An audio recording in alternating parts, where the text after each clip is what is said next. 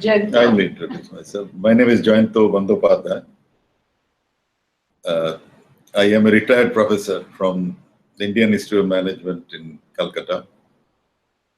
Currently also associated with the Observer Research Foundation, Kolkata branch, as a distinguished fellow, working mainly on water politics and governance of water systems. I live in Kolkata, spend time in between Kolkata and Delhi. Somnath? My name is Somnath. I work with a volunteer organization called Association for India's Development, and some of the issues are around natural resources and rivers and such. So I'm Nurul Kabir, and I work as a software engineer and have been with the Alliance from more or less its inception. And I'm also with the Bangladesh Environment Network. My name is Michael, and I'm a member of Massachusetts Peace Action. And last year, I was actually worked with Physicians for Social Responsibility to organize a conference they had on climate change and the increasing risk of nuclear conflict. And on this subject, especially the conflict that was taking place in Kashmir at the time, obviously was a very central topic that was discussed there. My name is Al Leisinger. I'm a former teacher at UMass Boston, and I'm a political activist on the left, and I really like this organization very much. And I come to any events I can. I've missed a few in the last few months because they've all conflicted with other events I was at. I'm very interested to hear this particular talk on the rivers and the waters. I think it's fascinating. Anyway, I'm looking for it. So I am Mirazul. I'm a student and actually working at Broad Institute across the road here. I'm Kumar Rana. I'm from Kolkata. I came here to do a master's. And he just defended his thesis successfully. My name is Himmelen. I'm a programmer by profession. I also volunteer with this organization, Resolution for India's Development. Okay, I'm Riganko. I'm a professor at MIT. I've also been with the Alliance since the beginning. All right. Okay, so today you're going to talk about governance of the Himalayan rivers, ecosystem processes, and human aspirations. Well, the subtitle is Understanding the Brahmaputra Sub-Basin. Yeah. Well, thanks very much, everyone here, and in particular, Abha, for taking the initiative of organizing this discussion. And I would rather make it less formal, and you are welcome to ask questions, stop me, and seek clarifications whenever you feel there is something.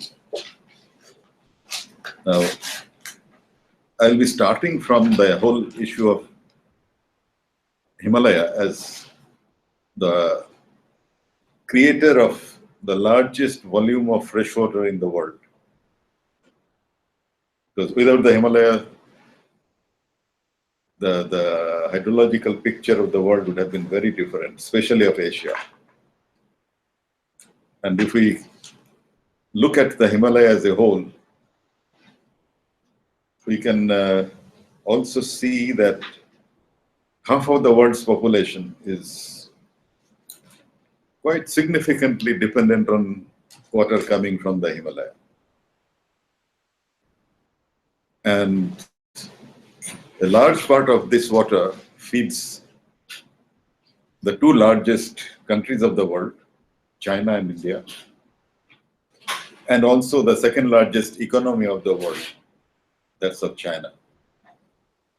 So Himalaya is not only important for Asia, but it is important for global economy as well as global human well-being. So that is the background where researchers are slowly approaching something like a Himalayan river understanding or agreement among all the countries. Because not only that it is important as of now, the nature of that importance is not very clear what will happen in 30, 40, 50 or 100 years. Global warming and climate change, two different things which affect the Himalaya very significantly and directly. Global warming reduces the fall of snow and consolidation of snow into ice, because global warming creates more rain and less snowfall. And climate change alters the amount of precipitation, whether it is in terms of either rain or snow, and the ability of the mountain to hold on the precipitation. And all these are vitally important for food security of half of the world's population.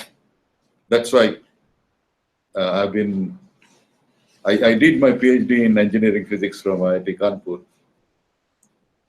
but then decided that it's important to be interested in more direct issues that affect life and livelihood of people, and slowly moved into the area of environment and natural resources.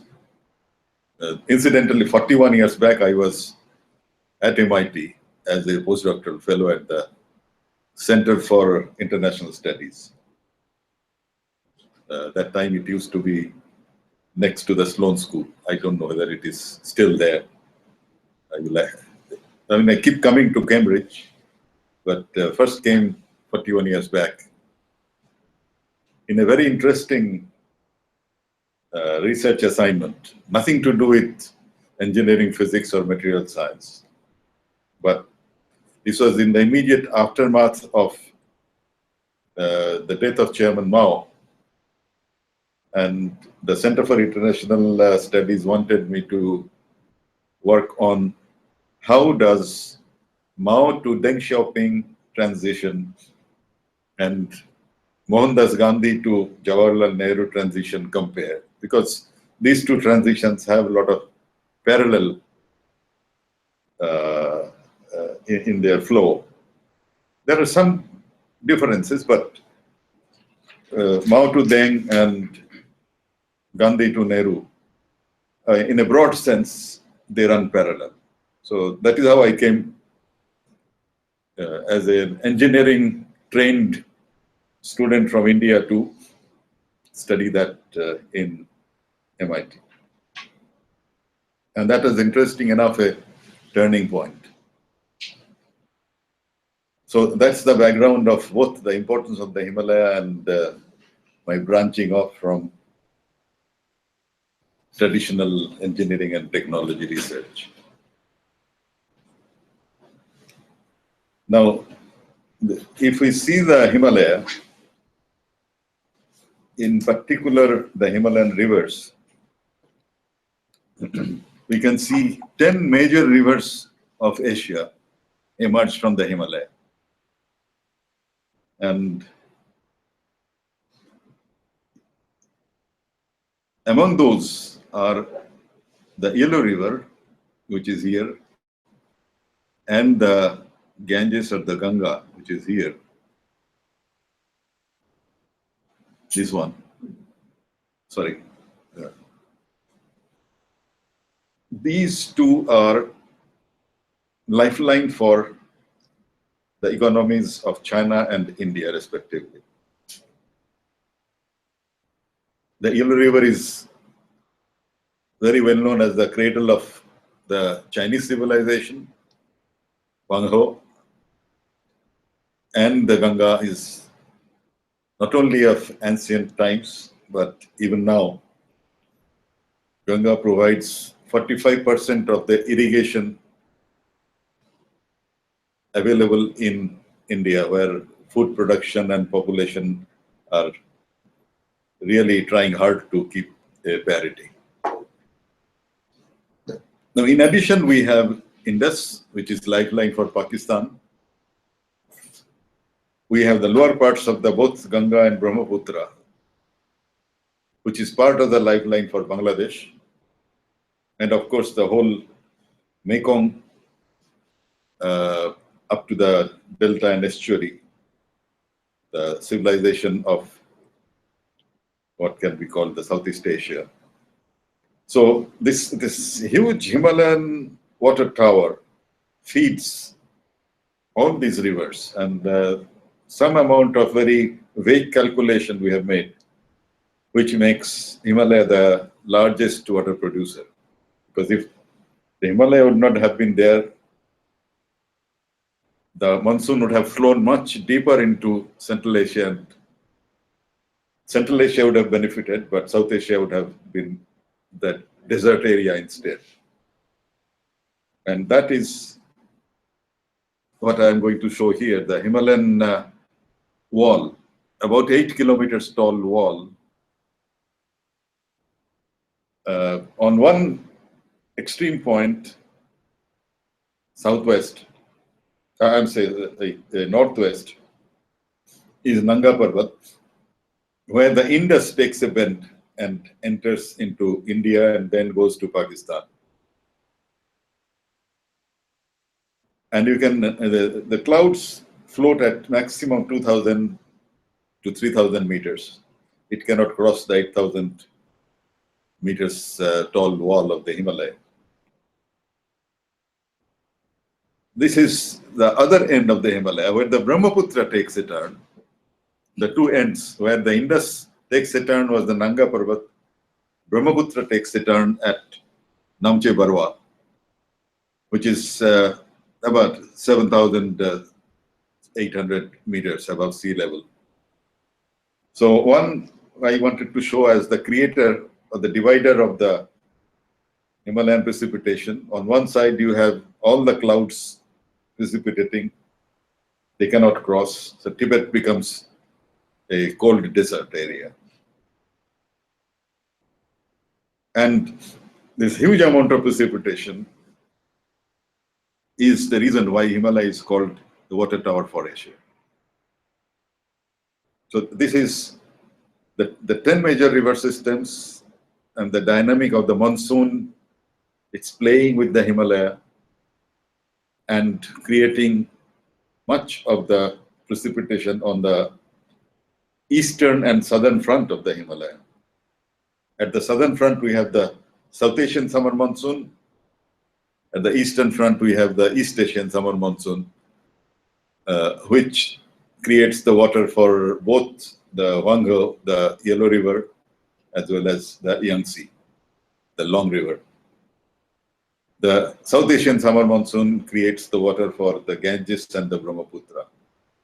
Indus is different.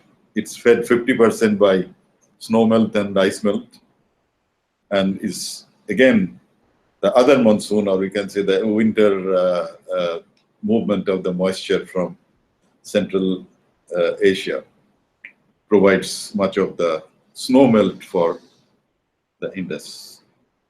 But all of them ultimately help sustain about 3 billion people in Asia, which includes that of China, India, Bangladesh, Nepal, Bhutan, all the way up to Afghanistan.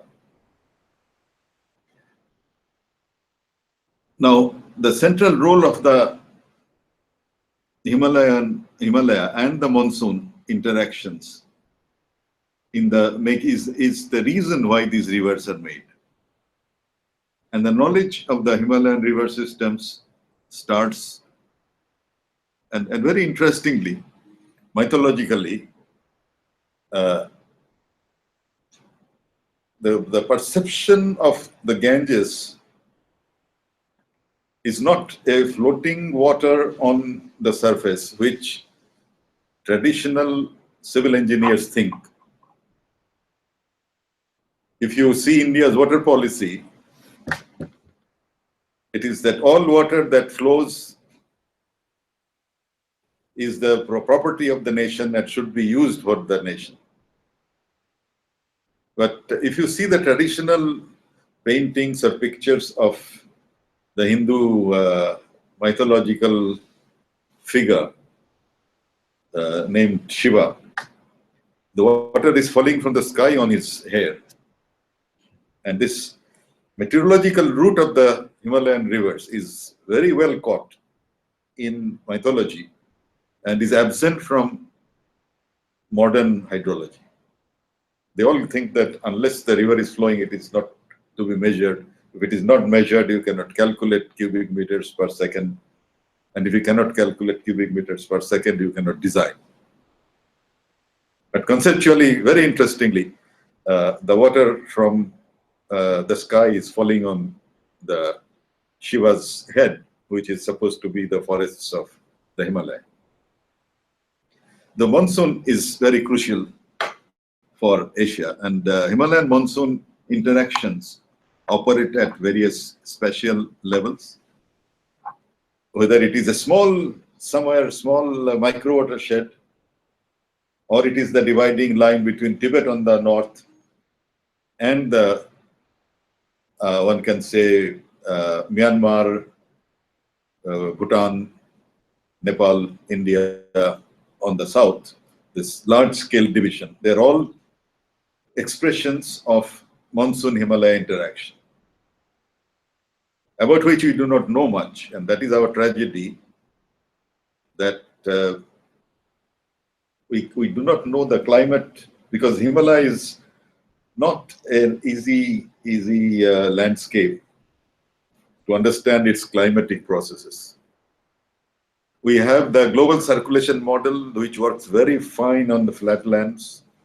You can project what will be the impact of 2 degrees warming on the flatlands easily.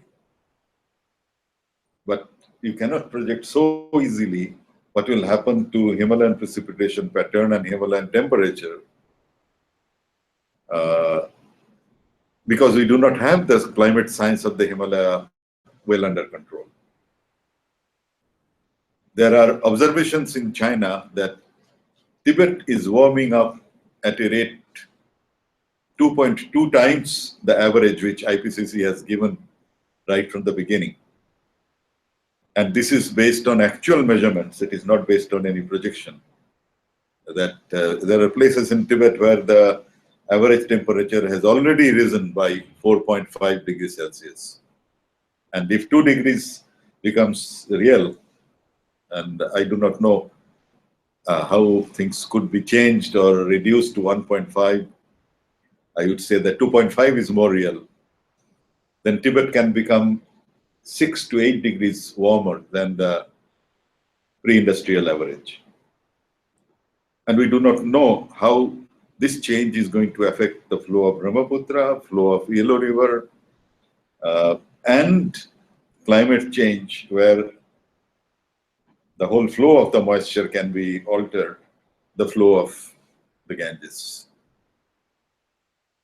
So for South Asia, it is very, very important that the climate science of the Himalaya monsoon interaction are worked out on a war footing rather than take it easy. And some of us are pushing for that in the whole region, including China. Recently, I have been co-editor of a joint book with Chinese colleagues on environmental challenges in China and India. And if China and India can really collaborate on the climate front, we probably can face things that are happening in this country in a more balanced way. That people are being dismissed from their jobs in various influential scientific positions. Whereas I think India and China must take on the opposite direction, put more stress on science of the climate, particularly the Himalaya monsoon climate interaction, because that is going to be so vital. Now, time is not very much for me to talk at length. I'll quickly go into the understanding of the Brahmaputra. This is important as a map because unlike the river basins here, I have shown here the part of the river basin which is outside the Himalaya. The Himalaya is the dark green area at the core. And you can see large part of northern China plains, almost touching Beijing. Beijing is just outside the Yellow River Basin. But now with the south to north transfer, they are getting the Yangtze River water all the way through up to the Beijing industrial and urban area. Similarly, in India, there is attempt to get, I consider Brahmaputra in India or in South Asia is similar to Yangtze in China. It is less intensely cultivated. It is deeply forested. Brahmaputra is also deeply forested river basin. But there is a lot of rainfall. And civilization wants water to come where humans want to use it. Civilizations do not, I would say, modern engineering-oriented civilization. They want the water to come to the bathrooms. They want water to come to their kitchens. They want water to come their irrigation fields. They want water to come their industry and urban settlements. And of course, the Ganges is the world's densest river basin in terms of population per unit square kilometer. It runs about 700, 800.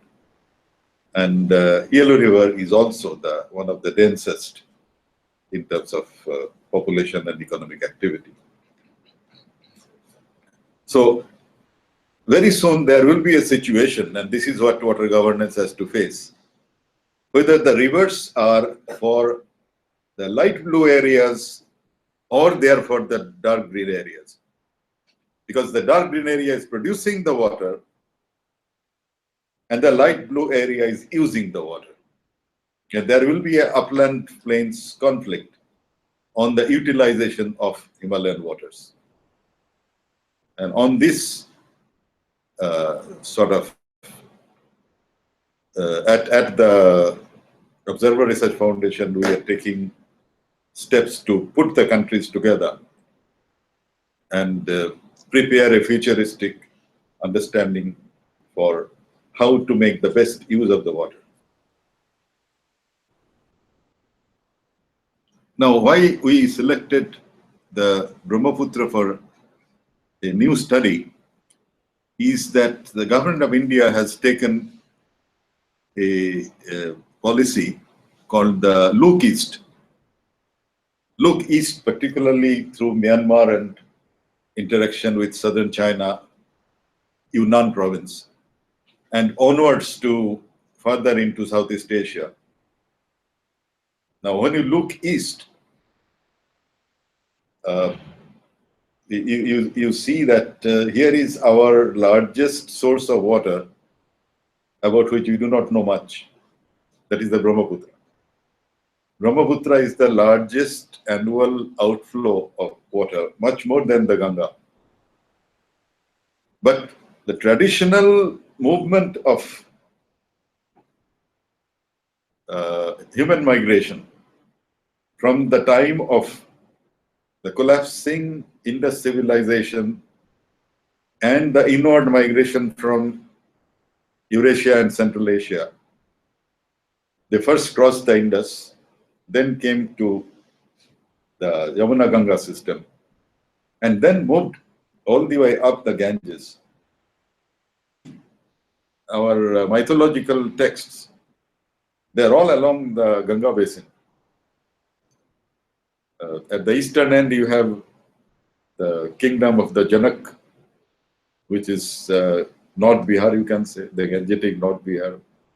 At the center, you have the kingdom Ayodhya, where it is now becoming infamous for other reasons, but historically it was the capital of a very powerful kingdom. Then you have other kingdoms all along the Ganges and then to Yamuna. So this is where the large part of South Asian economy is located and still growing. I will go a little bit to show that this is the, we have Ganga, Brahmaputra and Meghna as one single flow which is flowing out Bangladesh. And sometimes it is called a system, Ganga Brahmaputra Meghna system, or it is called Ganga Brahmaputra Meghna Basin. Sometimes the Ganga Basin and the Brahmaputra Basin and the Meghna Basin are separately treated. But that is not the reason I am showing this. I am showing this how intensely the pink areas of the Ganga Basin are habitated, how large are the cities. You have Delhi, you have Calcutta, you have Patna, you have Kanpur, you have Lucknow. But in the whole of Brahmaputra, you have a Lhasa, whose population is much smaller. And downstream you have Guwahati, which is also a very small town. No serious or large-scale urbanization in the Brahmaputra sub-basin. That's the contrast. And that's also the reason that Ganges has a lot of deforestation and much of the Brahmaputra sub-basin forests are intact. But is that due to the actual terrain? Because the Brahmaputra flows for a long time in the mountain, right? Yes. Before it comes into the plains. So I did not get your point as to why the Brahmaputra has large settlements. Well, the flow of humanity from the Eurasia, Central Asia, they entered. It was all along the Ganges, and they were out at the, I would say, when Ganga and Padma drains out. North of that, the forest areas were never touched by the so-called Aryanization. You still have the original tribal cultural existence in much of Arunachal Pradesh, which is the northern bank of Brahmaputra. Little bit of Aryanization took place only in the what is called the Brahmaputra Valley of Assam, where cultivation, this was a cultivation-oriented civilization, and that's why they destroyed the forests first. The same thing happened in the Brahmaputra Valley of Assam, but since the Aryanization did not take place on further distances away from Brahmaputra, whether it is in the Naga Hills or Arunachal Pradesh, the forests are still there. Because the forest-dependent cultivation or forest-dependent civilization rather than cultivation-dependent civilization, where cultivation is at the cost of the forests. This is the land use map. You can see that from the origin in Kailash, Mount Kailash, to the extreme northwestern point, the tributary, it is not really the Brahmaputra, it is Yarlung-Zangbo, comes to the neck, here the turning takes place, and this is where Namche Barwa peak is. It just goes around Namche Barwa.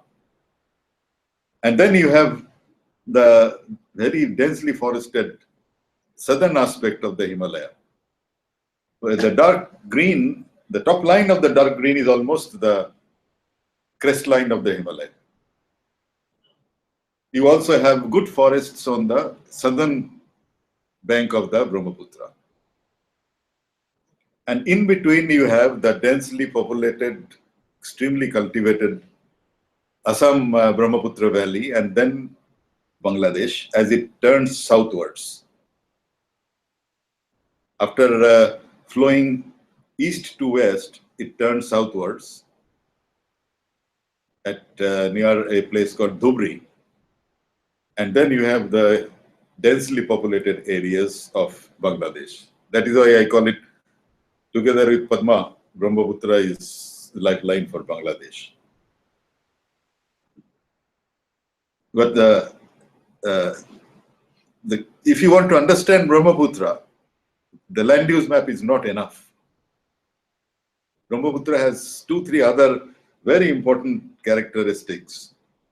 One characteristic is how the river comes down from about 4,000 meters in Tibet to about 2 meters in Bangladesh, or 1 meter in Bangladesh. And this is a map that as you go along the river, you map the altitude of the riverbed. And nowhere in the world we have seen what we have here from Bay,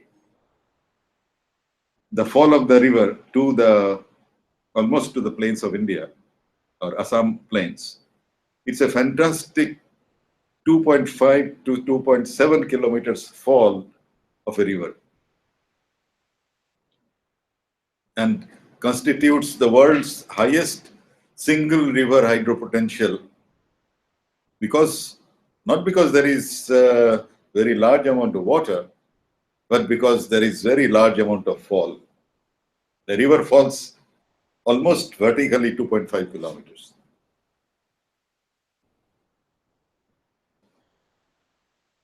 And then if you superimpose on that the isoheights and the density of precipitation,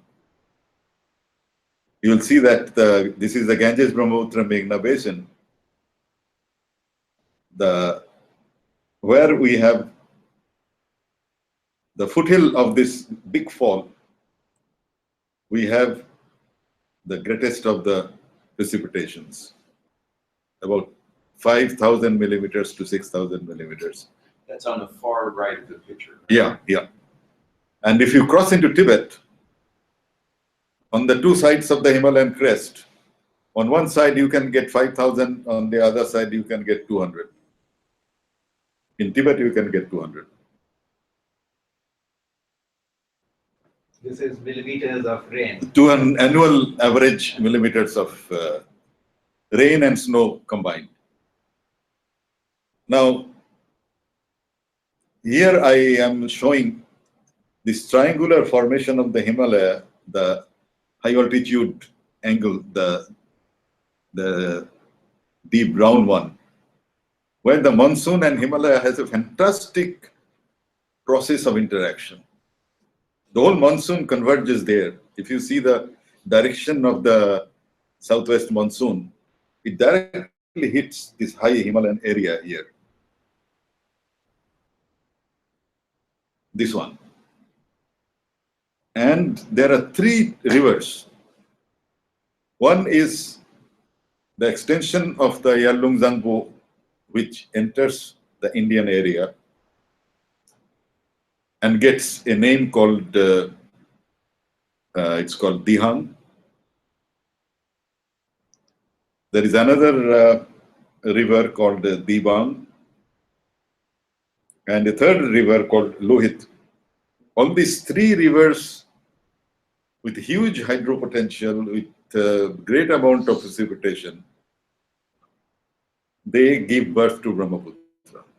Brahmaputra is born in a small town downstream of a location called Pasighat. When Lohit, Dibang, and Dihang. Dihang again is a tribal name. When there was conquering by another tribal group in Arunachal, the name was changed to Siang, according to that tribal language. Lohit has been traditionally known as the origin of Brahmaputra. Lohit again has a mention and a role in the Aryan or Hindu mythology. Lohit means red. Now, the rivers have always been given names on the basis of their color. Yellow River, Kali River, Kali in Nepal, Lohit. And the mythological description of Lohit is that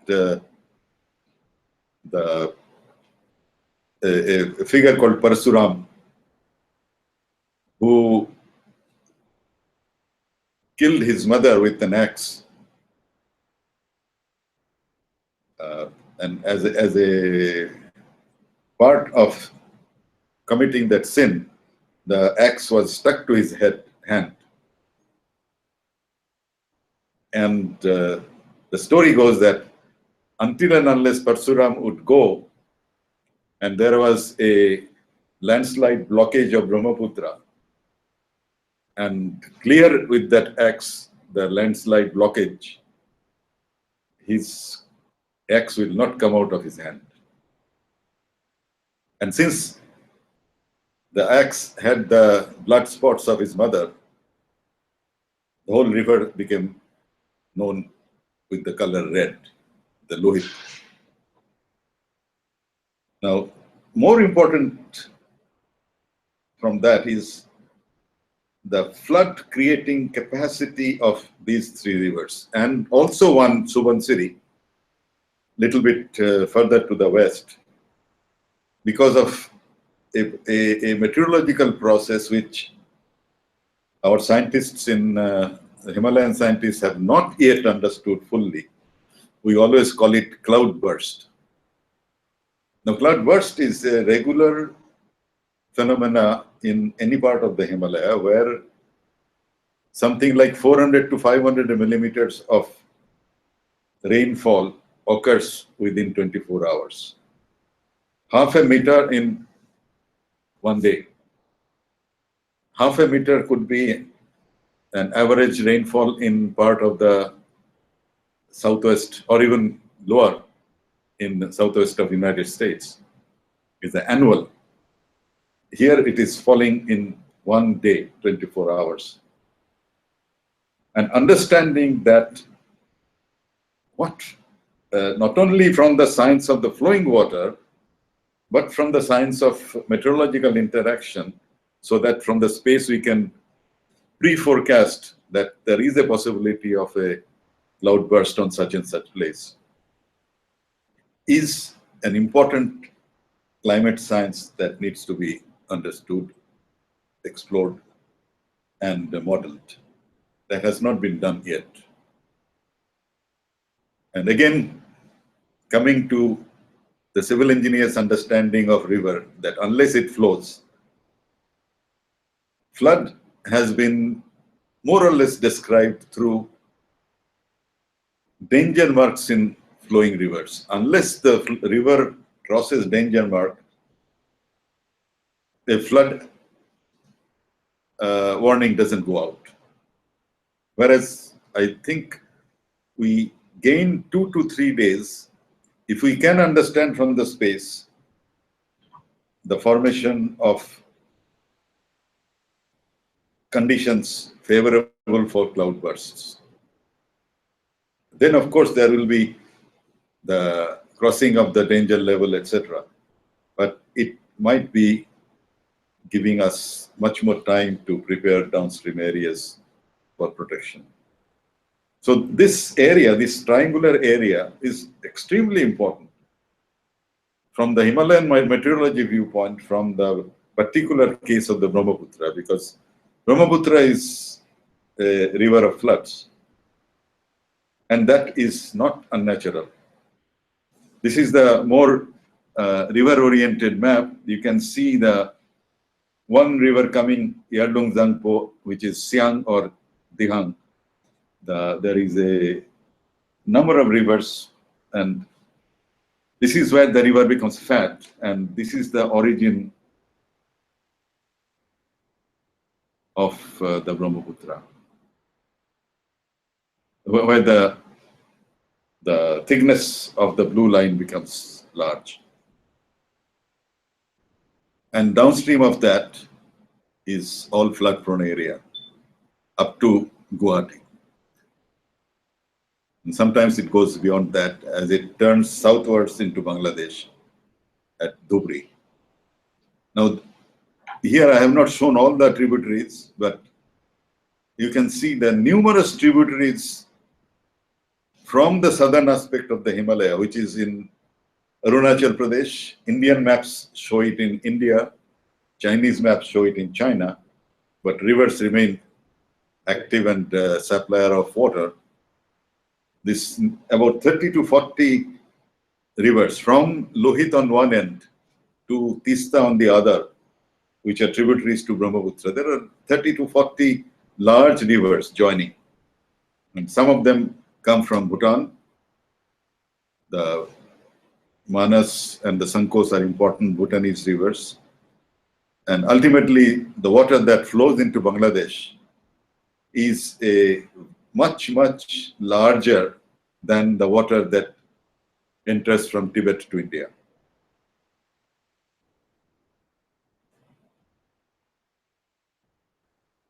And because of the Brahmaputra's expanse, thickness, and numerous tributaries, the basin is basically driven by water transportation, and these sort of small ferry boats are the main transportation of the local people. Of course, new bridges are coming, but again, the rivers are all, Himalayan rivers are all very dynamic. You can make a bridge here and the river will go somewhere else. And for that, one has to go to Nepal to see the number of dry bridges. The bridge has been constructed, then the river has gone somewhere else, because the sediment dynamic of rivers is something that is very important, but hydrology has not understood it. And that sediment, when the river is in real spate and flow, it carries a lot of sediment. When the monsoon is over, that sediment is deposited. So when the next monsoon comes, the river faces an obstruction and it tries to change its course. But in Himalayan hydrology, you will always see it is a problem of engineering, and including that in MIT, that Himalayan rivers should not be considered as carriers of water. They need to be considered as carriers of water, sediment, energy, and biodiversity. You tinker with one, the other three will change. If you take the water out, the biodiversity, the fish biodiversity will change. Its energy will change. Its sediment character will change. If you take the energy out by hydropower, the whole river will change, because much of the hydropower production takes place between evening hours 5:30 p.m. to 10:30 p.m. because hydropower is the peak production, peak power production. You can accommodate, thermal power cannot be accommodated that way. So the river is stopped, and it suddenly flows at 5:30 at huge speed, suddenly stops at 10:30. And the fish thinks, what's happening? Now, if I catch someone by the throat and say that you will breathe between 5:30 to 10:30, and then rest of the time you will not breathe, but we want to keep biodiversity intact, how do you do? So these are, again, new issues of river governance that are coming up, and I will go into some details. The only thing is time is running very quickly. I come to the extreme events. I have been talking of this, the flash floods caused by what we always say is the cloud burst. Here in Brahmaputra, there is no meaning of average. You can see the average to the left of locations is one, and on a particular flood period, the maximum went on the second one, the maroon color. There is nothing, no relation between average and the maximum. If there is a cloudburst, there will be a maximum. If there is no cloudburst, there will be a much more gentle outflow. But cloudburst may take place in the upper catchments of Lohit. It can take place in the upper catchments of Tista. It can take place in the upper catchments of any of the 30-35 rivers from Lohit to Tista. There was a flood in Tista last year. There was a flood also in Brahmaputra caused by the Dihang. So this is to show that average flow in Brahmaputra is meaningless. How often are the cloudbursts occurring throughout this whole river basin? How often can we expect one? Maybe once a year, 10 a year, 5 years? There is hardly any year where it doesn't take place. It could be twice, thrice even. And that is the... but no one knows exactly where it's going to happen either. Because the mechanism is not very well I known. understand. Okay, thank you. Yeah. And here is the average flow of Brahmaputra in Bangladesh and the Ganges. I call that Himalayan rivers fed by the monsoon are vertical hydrographs, whereas the science or technology that is taught in Indian institutes of technology or engineering colleges are based on original British understanding of rivers in the United Kingdom, where hydrographs are horizontal. Every month you have some flow, every month you have some precipitation. There is no dry month, there is no floody month, regularly floody, whereas this is the vertical river, whereas in Europe you will find a sort of horizontal river. Now this is the flood map of the Brahmaputra basin. The agricultural area is flooded because of the cloud bursts rooted in rain. The Tibetan area is flooded because of the summer melting of the snow. So the two floods are different, but they are all shown in the blue color. The Tibet has a flood, which is because of the, and it will grow more and more for at least 3-4 decades. Then it will die out as the total stock of snow in Tibet flows out, and precipitation in the form of snow and ice is reduced. Now, the flood leads to human suffering, but people have, there are so many people in particularly Bangladesh, that people are increasingly colonizing the land which belongs to the river. So when river comes, this is the situation. Their huts remain, but from one hut to another, they go by boats. They're sort of locally made boats. Now here is a flood damage statistics. It is pretty high. Every year there is a good amount of damage. And attempts at moderation of the monsoon high flows in the form of restrict the river by embankments has been questioned, because embankments have worked very well in European rivers where it is very gentle, free of sediment compared to the Himalayan rivers. Now the Yellow River has a sediment density of about 500 kilograms per cubic meter of water. This is world's highest. Brahmaputra has something like, in the flood period, 150 to 200 kilograms per cubic meters.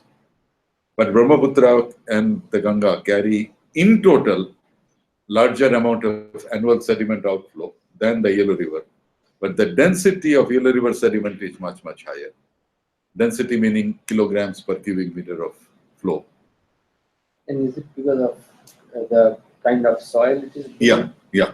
Yellow River's mid-course is a highly erodible area, and it collects all its sediments from there.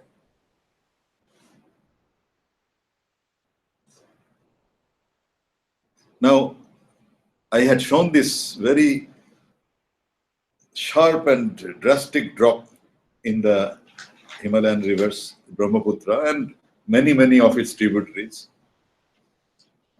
Now, in the last 3 decades, especially after Rio Earth Summit, when coal-based thermal power was increasingly advised to be replaced and hydropower became the good guy, the Himalayan rivers became the object of intense hydropower development. I will only show the maps here. This is the hydropower development of Yerlung Zangpo in Tibet. You have the list of the hydropower stations, numerous. Whatever water they have, they are converting to sort of hydropower. And because of the great fall, they are having the one total hydropower potential is 46,000 megawatt. Now this is the drier part in Tibet. Now I will take you to the more rainfall-oriented parts in south. This is Arunachal Pradesh. The map looks similar. Every small river is obstructed, diverted in tunnels, and hydropower is extracted. This is the Arunachal Pradesh map. This is the map of Bhutan. I'm bringing you from east to west, Arunachal, then Bhutan. This is the situation with Bhutan. This is the situation with Tista. Tista is the extreme western tributary of Brahmaputra when it turns towards Bangladesh. Tista is also having large number of, but whether it is in Tista or in Bhutan or in Arunachal Pradesh, especially in Arunachal and Sikkim, in Tista, the belief of Buddhism that rivers are the part of the divine entity and should not be damaged or obstructed by construction of dams have led to very large-scale anti-dam movements, which are not known. Narmada is known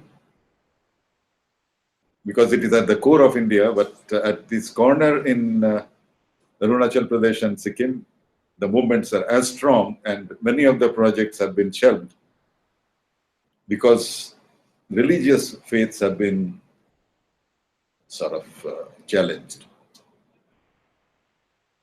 So this doesn't mean that these huge number of dams are not going to be constructed. There is always a dynamic equilibrium between the dam lobby and the no dam lobby.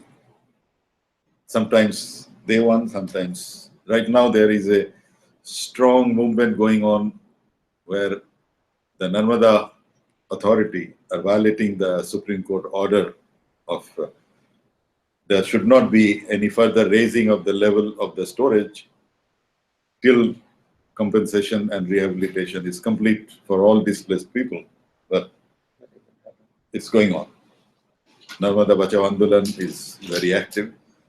Whereas in these isolated Himalayan tributaries and villages, these movements are not that easily connected to the mainstream of the national movements. Is there a difference between smaller dams that are there in Arunachal Pradesh and huge dams? Or I mean, I really do not know much about Arunachal Pradesh. But my understanding was that because these are smaller dams, that they are not so devastating ecologically. Yeah, 10 into 1 is 10. I see. 1 into 10 is also 10. So you don't think that's it? So if you have 10 smaller dams, instead of one large dam, they do the same damage, or possibly larger damage, because if you stagger the dams, then you are eating away the whole river. There's nothing left for either the local community or the fish or the biodiversity. One project, hydropower project, as it enters the tunnel, comes to the hydropower station, goes out. Within a kilometer, it is tunneled again. So from the origin, almost the origin at the glacier, to the flat plains where you exhaust your hydropower potential, you come to the Assam flat plains. If you have so many hydropower stations, the whole river is gone. So the Tehri Dam was the indicator which the dam builders took, that do not go for large dams. Make larger number of smaller dams. Then you can say, oh, this is small, and small is beautiful. But small in large numbers is also not very beautiful.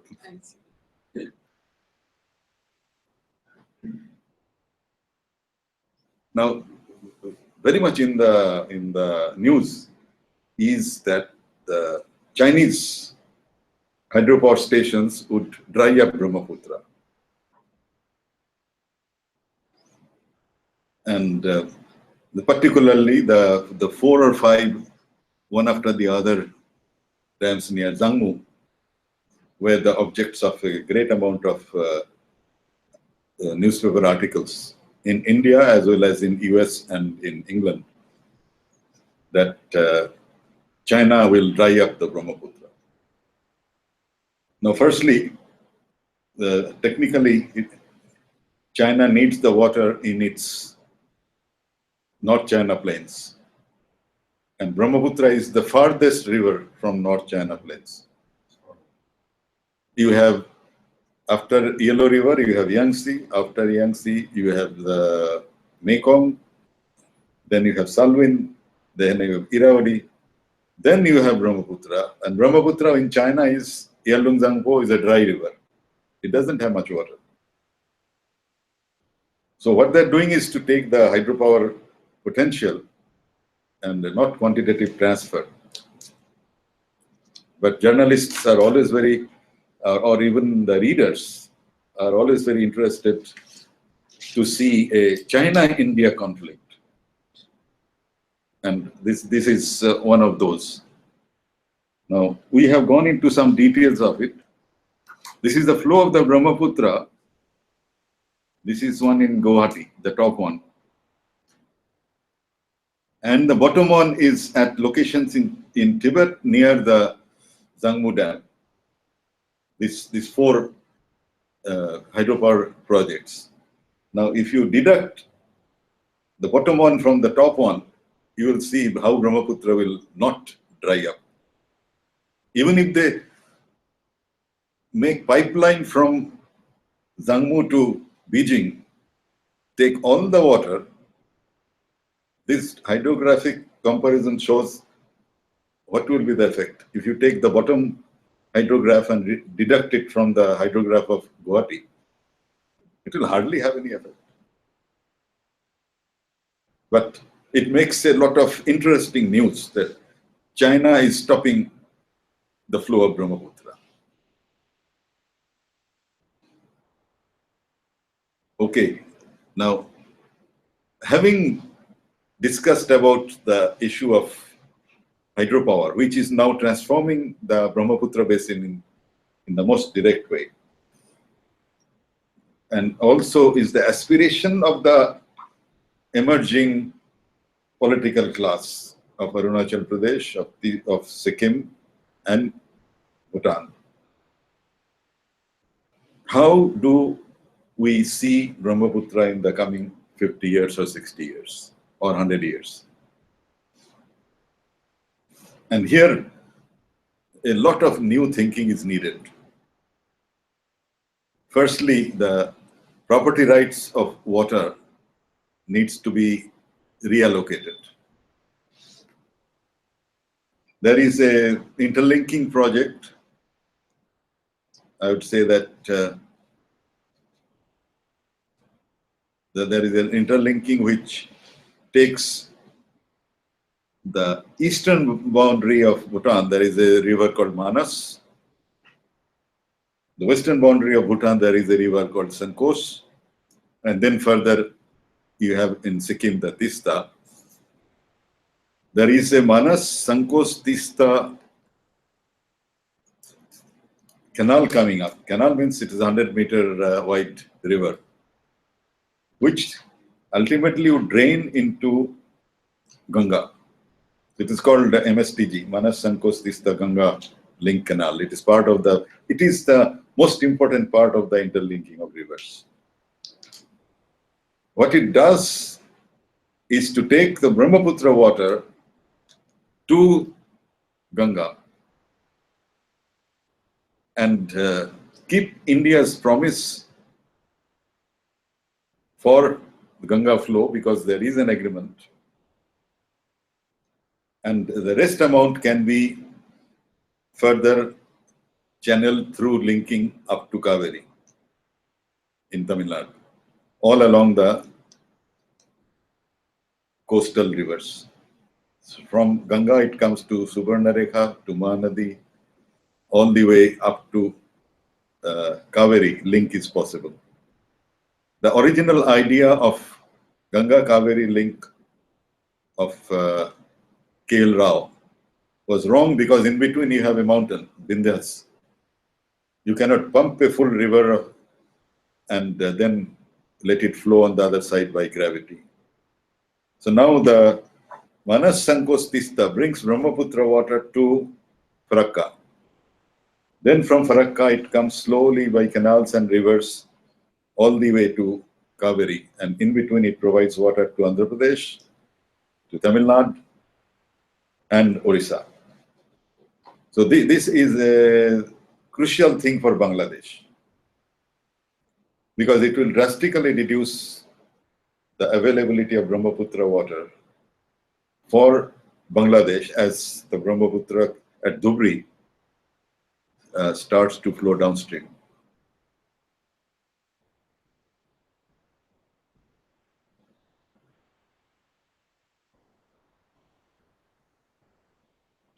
This is the one.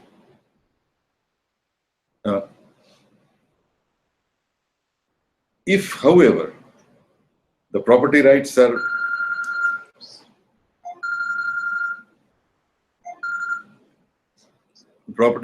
properly reorganized, it is possible that at least for Bhutan and India in Brahmaputra sub-basin, they will say, okay, we will allow this transfer. Right now they are opposing it because they have no economic interest.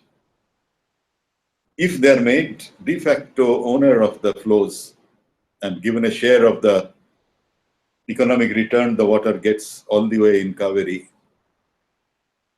then things may change.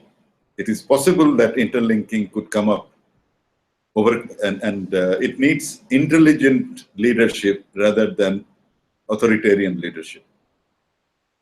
Water is state property and state will do whatever it wants. That has to change. If water is a joint property of the state and the people, and people get a reward, possibly things can change. So, the future of Brahmaputra lies in, number one, it has tremendous hydro potential, but how to extract it? Its engineering is very poor. This huge number of hydro power projects are all done on almost a standard 4 school type environmental impact assessment. So in few years, these projects might be all damaged. But the hydro potential is there. Himalaya will remain high. Monsoon will come to the Himalaya, water will fall there, hydropotential will remain there. But a major engineering challenge for, I would say, all Himalayan river governance is managing the sediment, which is not available from European books, because sediment in European rivers is not that significant. Sediment in Himalayan rivers is very significant. Second is how to address the issue of floods as well as transfer of water. If floods and transfer of water are coordinated, these areas might see water as a saleable idea or a saleable material than a source of damage from floods. So this whole property right issue needs to be worked out. Third is, all these ideas could be realized only when there is a general agreement between, firstly, between Bhutan, Bangladesh, and India, and at a later time, including China. I don't think in the initial stages, China's role is important. The Indus Treaty has been one of the most successful treaties of the world, not probably because of, but it did not take China into its fold. But 1,200 kilometers of the Indus from the Mount Kailash on west onwards flows through Tibet. But Indus Treaty is between Pakistan and India, and it has been one of the most successful treaties of the world. So Brahmaputra also, Mount Kailash, 1,600 kilometers to the east, should be kept on the borderline. Let the institution of Bhutan, Bangladesh, and India run the lower part of the basin. Exactly the way in Mekong, China was not in the Mekong Commission. As the country of source of Mekong, of Salween, of Irrawaddy, China was not in Mekong Commission. It later became an observer, a good, well-behaved observer, with the intention of becoming a full-fledged member in due course. That also can happen in the management of the Brahmaputra. But what we came out of this study is that there could be a three-country accommodation of something called the institutional structure for the lower Brahmaputra sub-basin, in which these three countries could establish a ministerial committee at the top here. Now, this is a structure which is very basic. In South Asia, people do not talk of multilateral structures. We have started talking. India always thinks that it can handle Nepal separately, it can handle Bhutan separately, it can handle Bangladesh separately, it can handle Pakistan separately, but when all these countries are together, they all become sort of difficult to handle for India. So India manages with a commitment for bilateral negotiations, but in recent times, the need for river basin level multilateral process has started to enter the Indian administration's thinking. So we have floated this idea, and it is circulating in India, that there is a need for a Bhutan, Bangladesh, India collaboration on the understanding and management and governance of the Brahmaputra. Now, time has passed quite a bit. There is concluding remarks. I have more or less given my concluding comments already. There is a full document on the Brahmaputra produced by the Observer Research Foundation. It's available at the Observer Research Foundation website free of cost for downloading. And forward-looking discussion on the basis of this. This is not the last word. This is probably the initial word.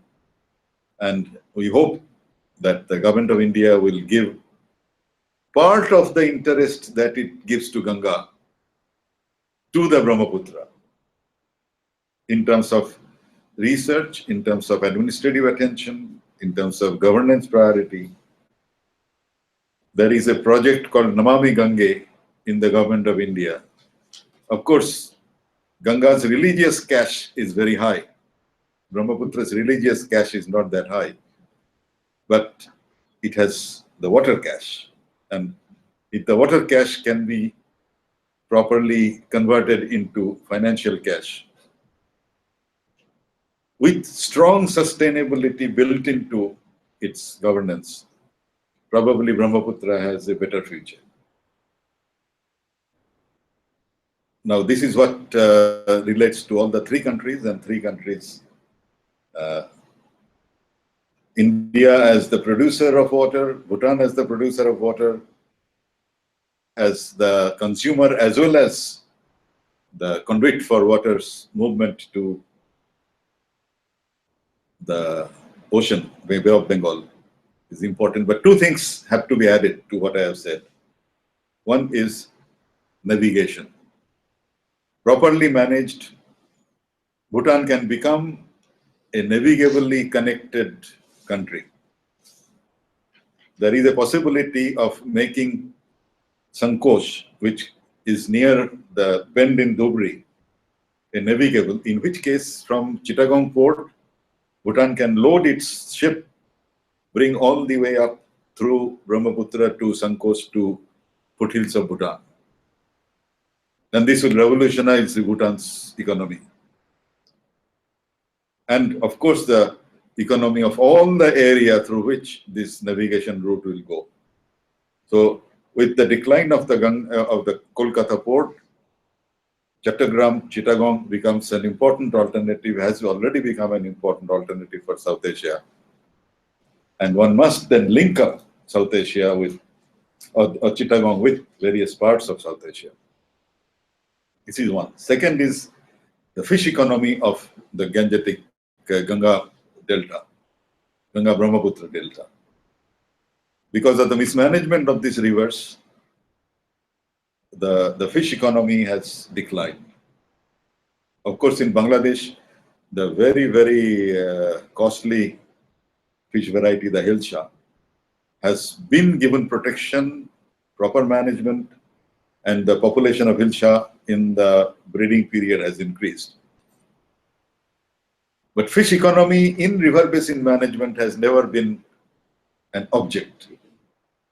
I think if we want economic advancement through sustainable use of the rivers, these large bodies of flows of water and their ability to produce very, very large tonnage of fish have to be also included into the governance structure. Governance does not mean dams, hydropower, irrigation. Governance also means biodiversity and its sustainable use. So there are many, many openings that this document brings out. And I think with the limited time, I will say that I thank you for your attention.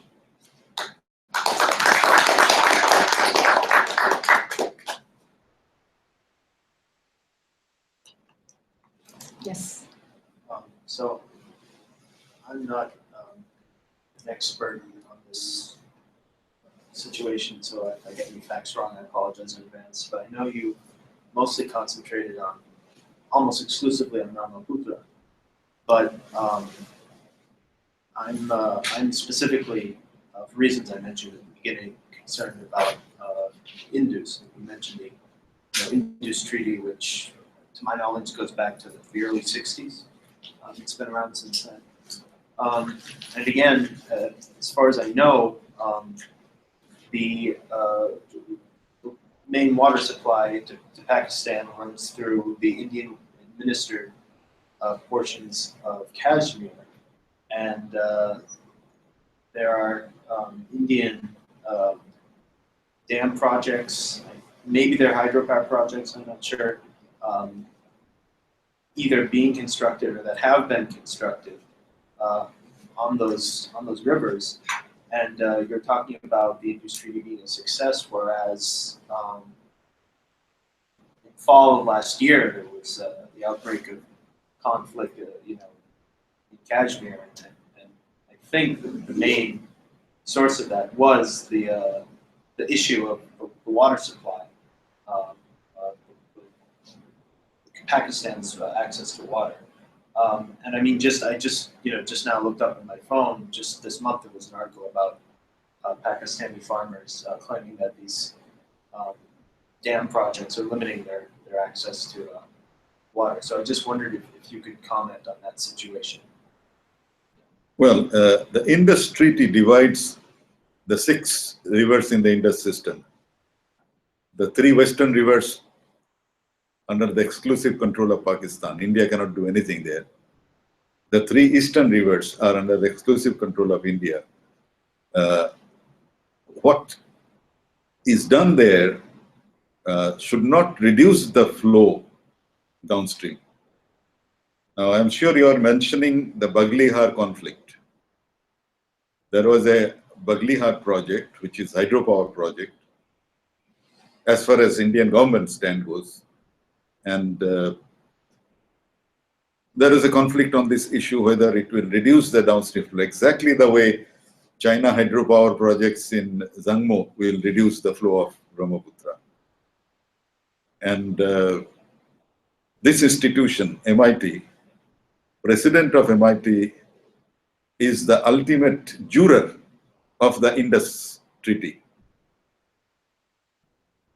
As per the Indus agreement, president of MIT appointed an expert, Swiss expert, and the Swiss expert went through the project proposals of the Baglihar hydropower project, which is within Jhelum in the Kashmir, which is called Indian Kashmir.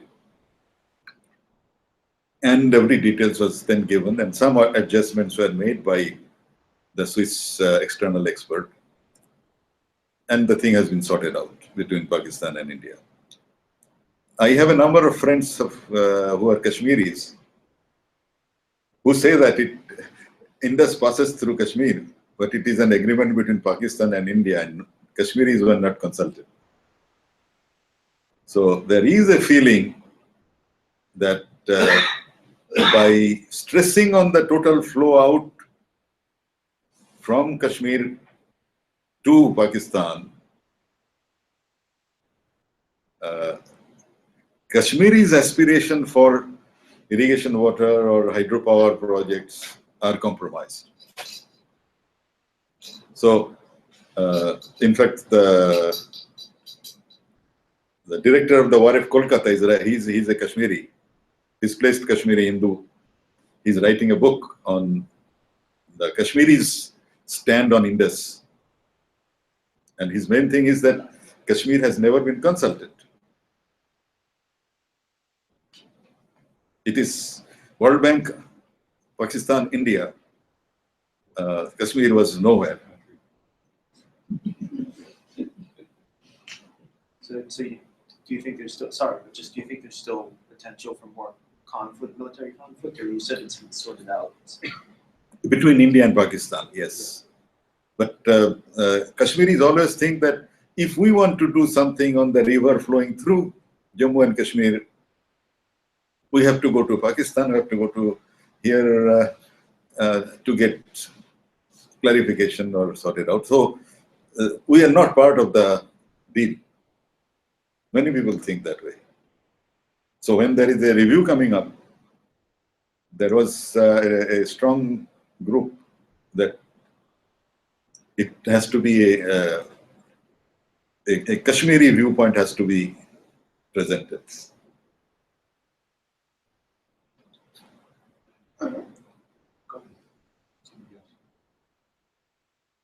You mentioned that India does insist on bilateral negotiations, but now it will change and there will be a need for river basin cooperation. But why would India be interested? I mean, it can still go on doing what it has always been doing. What is the need for this river basin cooperation? You know, Firstly, when India did Farakka Barrage, commissioned it in 1975, and now about 41 years, 42 years later, the global river law, which was non-existent then, very much exists as a UN convention for non-navigational uses of international water courses. Of course, India is not party to that. China is not party to that. But there is a moral cloud somewhere where river basin has become the unit of governance. My part of the basin I will look after. Bangladesh part I will not look after. That was possible in 75, but even very difficult now. I mean, if I may just comment on that, even in recent years, all these issues about dams that surround Bangladesh, right, like Tista, for example, those have been a big bone of contention, right? And now, right, it's not showing much, you know, friendship as far as dams around Bangladesh, right? You know that these are big issues that are matters of conflict between Bangladesh and India. Yes, this is futuristic utilization of water within the state of West Bengal, Tista waters. Mamata Banerjee wants to protect that. If that is to be protected, then there is not enough to protect the downstream areas. So that is where Bangladesh-West Bengal conflict comes up. Yeah, well, that's... And under the Indian law, rivers are state subjects. So what Mamata Banerjee wants to do, can do. If she doesn't agree to something, that cannot go through. That is the legal position. And also you have the traditional engineering only giving them surface flow, and estimates of surface flows are also very, very sort of undependable. In Farakka it has happened, the downstream of the barrage, the flow may be drastically lower than what the Farakka Barrage Authority are saying. So where does the water go? Same can be in Tista.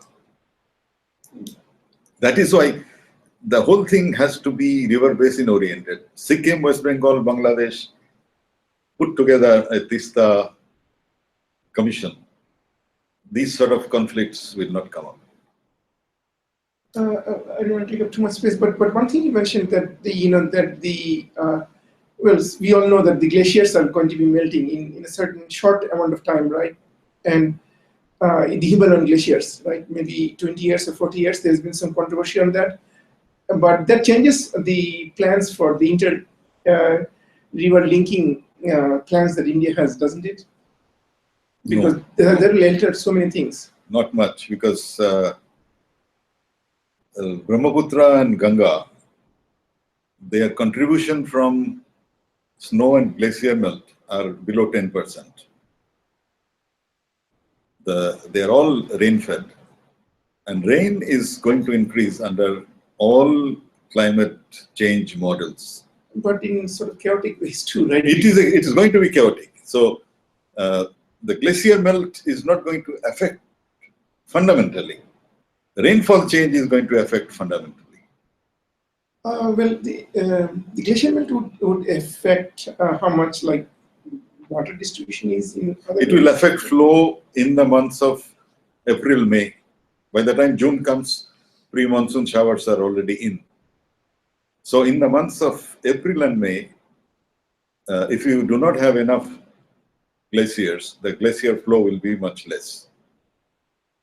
But then the total amount will not be reduced. Total amount of flow will be increased in these rivers.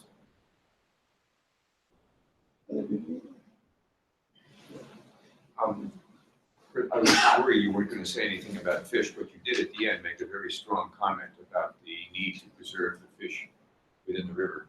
I wanted to mention a book. You probably know about it, but it's called Cadillac Desert. If you don't know about it, I'd like you to know about it because it's about the water projects, the dams in the United States, and how they were basically a disaster, and how they really screwed up and destroyed a lot of not only fish and biodiversity, but they've also, in the United States, dams are built as they call it pork barrel projects. These are projects that a senator will do in his own state to make a few jobs. And so they push projects that are bad and they get funded. And it even talks about how Jimmy Carter saw one and he realized the dam was useless. He tried to stop it when he was president. It was the last time he ever tried because all the congressmen were against him because they said, you can't stop our pork barrel projects, which is how the senators get votes. But it's a very, very good book about, how a dam can destroy the biodiversity and how a dam can, destroy the ecology. And so based on that, I wanted to just ask you a question. So when these dams are being built, are they allowing for the fish to go upstream? Some of them go upstream to spawn and so on. Is there any provision for that, or do they just dam it and prevent the fish entirely? Do you know whether any of that is being considered in these water projects? Most of these projects are in mountainous areas where that mechanism of the flow of fish from saline to freshwater, it's not very important. Because the downflow is so severe. You mean therefore there's not enough. No, the whole river slope, the velocity of the water, they are pretty large in the mountainous areas. Okay, that answers my question, yes. Which changes the nature of the fish and flow interaction. Whereas in a more gentle flat plains, large number of fish enter and spawn, particularly the hilcha, which sells at about I would say in Bangladesh itself, it's $15, $20 a kilo. Because you can correct me the price, and it is exported instantly from Dhaka to throughout the world. My final 2 words is that these dams in the U.S. have mismanaged both the sediment and the fish. So you have these processes whereby the dam is built, the sediment fills up behind the dam, and then there's nothing there, and then the whole thing is useless because they can't manage the sediment. So you made the very interesting point I was listening for on the sediment, and I thank you so much for your talk. What was the name of the book again? Cadillac Desert. Within hand. Yeah. 2 questions. One is I wanted to get your thoughts on the interlinking project, the whole concept of it. I've read a little bit about the Ken and Betwa well. It's driving both the rivers to go dry. And my second question is that they were giving the rivers a status of human beings. So what does that mean? Like living status or something like that. So what does that mean to these 2 rivers?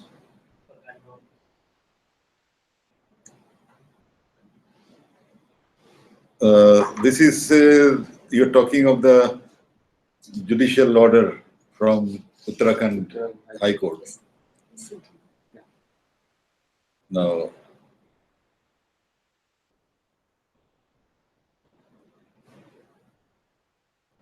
rivers' rights are very, very important, but rivers' rights are not, as of now, in the law.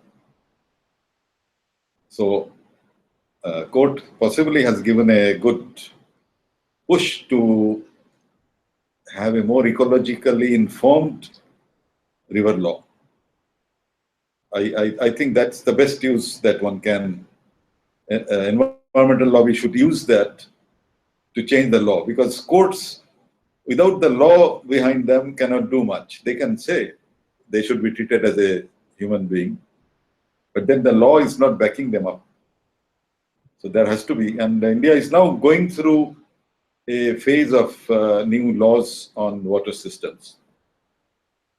In a year or two, we'll have a much more informed, ecologically capable river governance system, hopefully.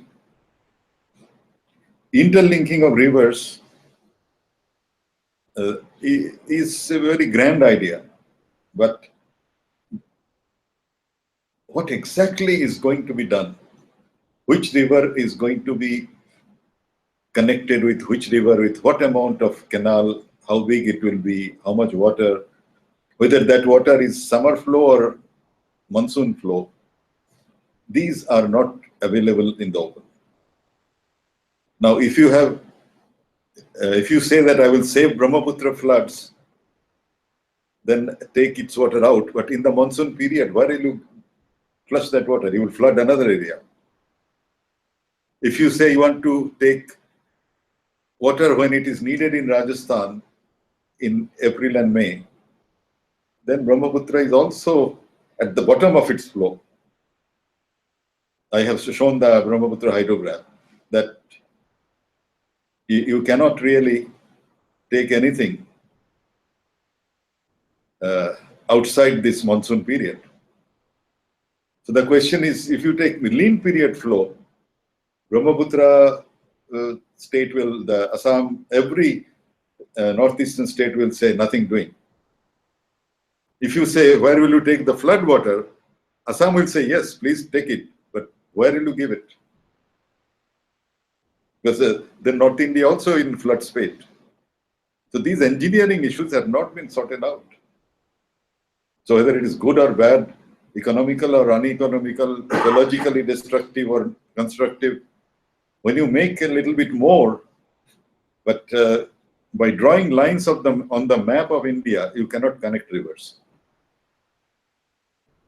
That needs a lot of detailed, ecologically informed engineering, which has not been done. In spite of which they are going ahead with the... They're not going ahead in a big way. They're going ahead in small connections.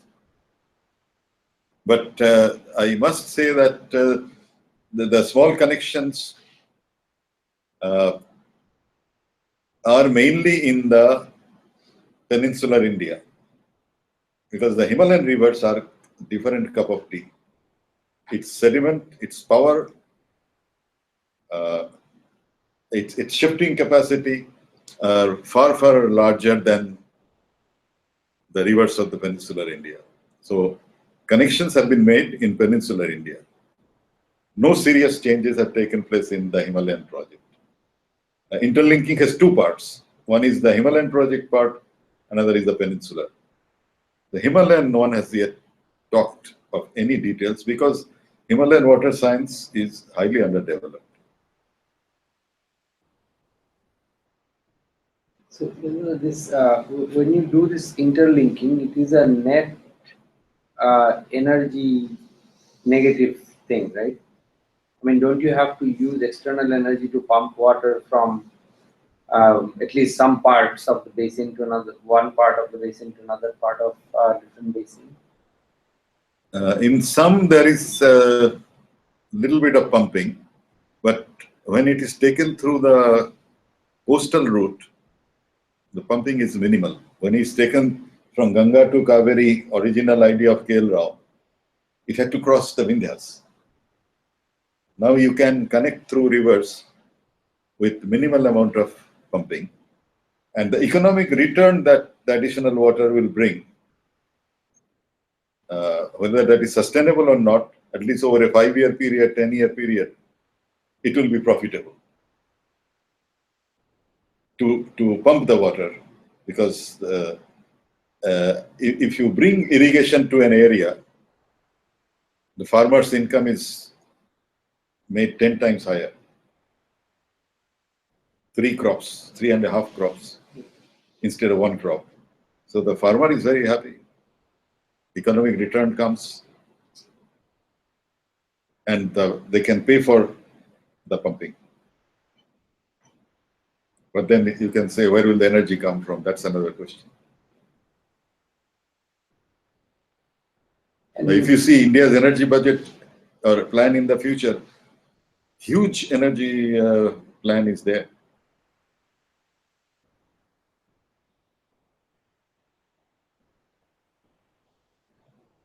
And it is slightly, sorry, on a slightly different. In one of your articles, you have written that there is no concept as an excess water in river. Can you just elaborate a little bit Yes. on that? The idea of interlinking of rivers is that some rivers have excess water, some rivers have scarce water. So connect them, the excess water will bring, it will help both river basins. Now, what is excess compared to what? Just because there is more rainfall in Assam than in Rajasthan, you take all the water from Assam to Rajasthan. So we dug into this, and there is a document in the Ministry of Water Resources, Government of India, that if you take the total available river flow and the irrigable area that could be irrigated at one point in future, if the total availability of the flow is higher than the possible irrigation requirement at the maximum, then it is a surplus basin. Now, this is one of the most direct use of reductionism. You are reducing the use of water for irrigation only, as if fish doesn't have a right. So, if you say this is surplus basin, take the excess to another basin. Now, fish has flourished on the basis of the existing flow. Fish doesn't find excess water. In fact, one of my slogans is, every kilogram of paddy takes 1 ton of water. It just evaporates through irrigation. It is a consumptive use. But every kilogram of fish sustains itself perpetually on it. Fish doesn't consume water, it lives in water. So, if you have scarcity of water, do you allow fish to grow or you allow paddy to grow? And paddy and wheat, agricultural economists will say, is one of the least profitable crops. Farmers are running away from that cultivation. It's least productive Yes. per acre or something per effort. So, since Ministry of Irrigation has been converted to Ministry of Water Resources without the conceptual reorganization, even today, Ministry of Irrigation, Ministry of Water Resources thinks like Ministry of Irrigation. And hence this is excess, that is surplus, there is scarcity, these sort of ideas crop up. But nature has no surplus, nature has no scarcity. Whatever is available, nature makes the best use of it.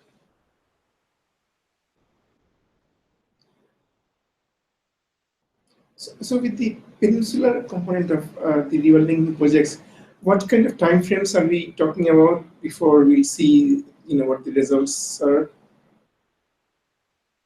I don't think there is any time frame, because the project itself is not understood, designed. You must have proper feasibility and proper detailed project report, which at least in the public domain, they are not there. Even with the small scale river linkings? Yeah. So we do not know what happened. I mean, we do not know what's... As I said, you can have maps on the lines. There are many, many lines on the map. Most important being the Manas Sankos Tista Ganga link, which will divert large part of Brahmaputra.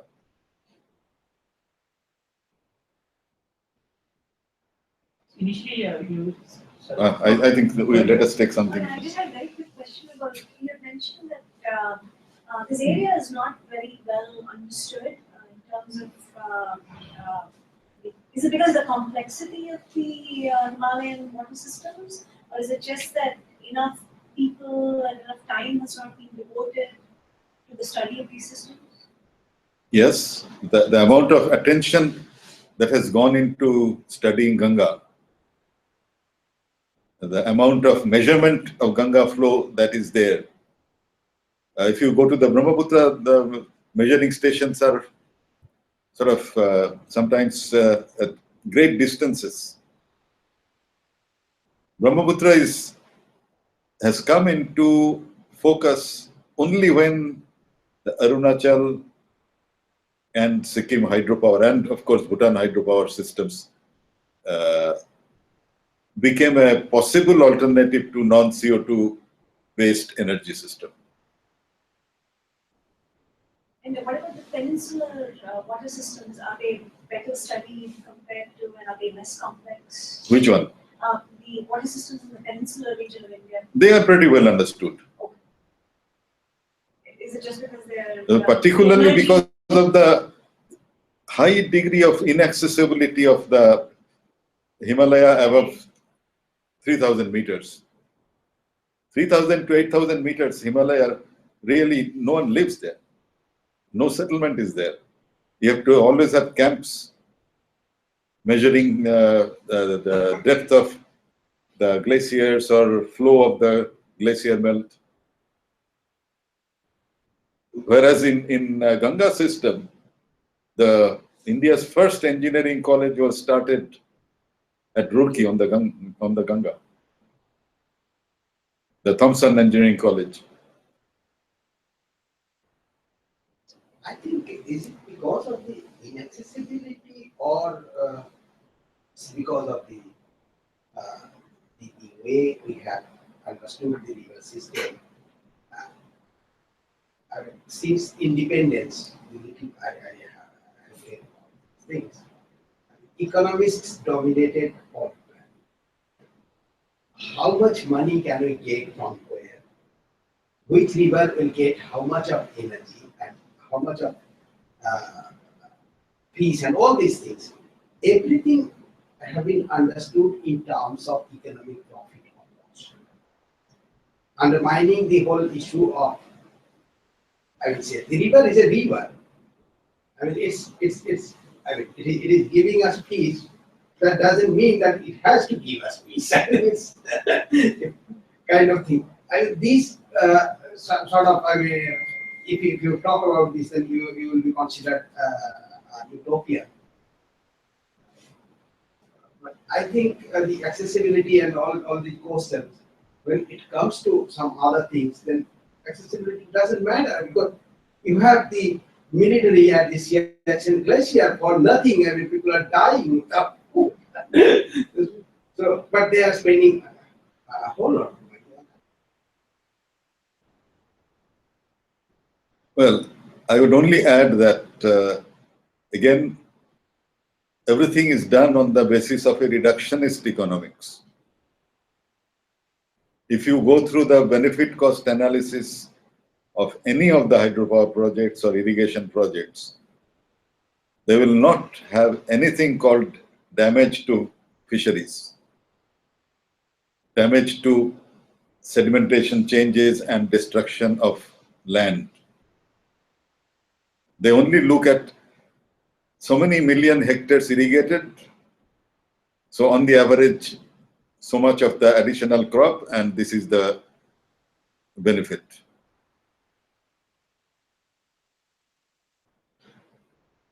So there is a need for an economics which is ecologically informed. And ecological economics is developing as a body of knowledge very rapidly. One last question, yes. First, yeah, go ahead. Yeah, so I just wanted to mention that the sudden water flow, it creates the flood in Bangladesh. And frequently what we saw like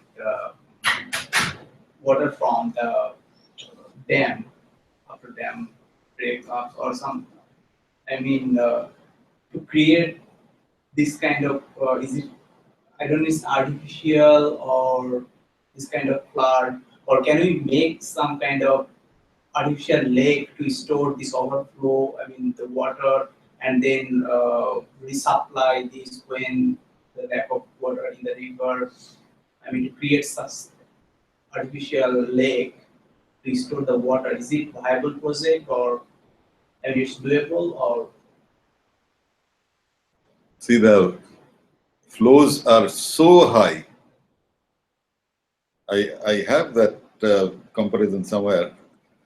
The flows of Ganga, Brahmaputra in the monsoon is so high, and the available storage capacity in the basin is at the maximum 15 to 20% of the total flow. You can moderate floods from 100% to 80%, but you cannot go beyond that. There will be monsoon high flows. No storage capacity can absorb that amount of sudden burst in the hydrograph. All possible storages have been calculated.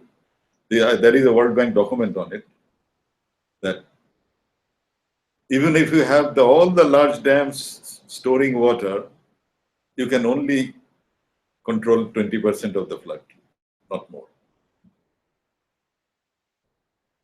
Yeah, when you spoke about cloudbursts, and that reminded me of the Uttarakhand floods, and seeing the number of dams that have built around in Arunachal Pradesh on Brahmaputra.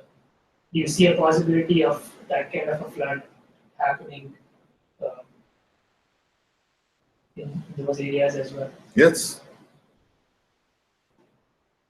And the impact of the Kedarnath flood has been that the private sector has run away from Himalayan dams. All those things broke down like they have left their projects and gone away. And now everything is, governmental projects are being pushed with more money. Private projects have stopped because of, again, ecologically uninformed engineering. That these 400 to 500 millimeters per day of rainfall is nothing new to Himalaya. And these designs should have considered all that. But to get their project approved as quickly as possible, again, they do all sorts of ignoring of reality. Now we have to realize the reality of the time. Thank you so much.